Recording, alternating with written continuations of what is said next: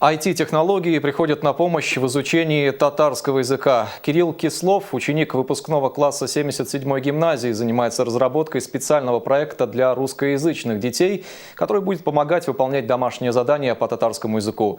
Первый новый проект увидела наша съемочная группа. Татар IT – это название моего проекта. Это образовательный ресурс, целью которого является помочь родителям и их ученикам к уроку татарского языка. Он включает в себя 4 основных модуля. Молодой и предприимчивый челнинец Кирилл Кислов о своем проекте говорит с большим энтузиазмом. Проект Татар IT – это онлайн-репетитор, словарь-справочник и помощник в подготовке к экзаменам. Кирилл высокими технологиями увлекается с 12 лет. Работать над проектом Татар IT он начал спонтанно. Причиной всему были трудности над домашними заданиями по татарскому языку. Преподаватель Кирилла, зная, что он увлекается программированием, посоветовала сделать подобный проект. Вместе сели, состряпали модель сервиса.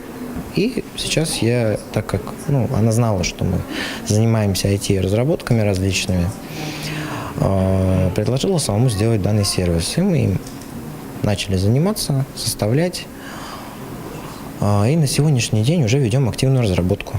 В процессе работы над проектом Кирилл столкнулся с трудностями. Он не владеет татарским языком, поэтому над работой по содержимому сервиса ему помогают студенты Набережно-Челнинского института социально-педагогических технологий и ресурсов.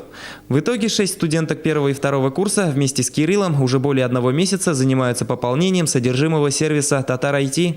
Задания мы решаем по учебникам Хайдаровой, решаем задачи, переводим и пишем от руки, потом печатаем и отправляем Кириллу в электронном варианте. Сейчас в республике уделяют особое внимание изучению татарского языка. Однако большинство русскоязычных детей при усвоении учебной программы и выполнении домашних заданий сталкиваются с трудностями. В интернете информации много, но она слишком обобщенная. Проект Кирилла направлен на решение этих проблем. На мой взгляд, данный сайт, он поможет решить вот эти проблемы, эти барьеры, так как в сайте будут даны некие задачи, вопросы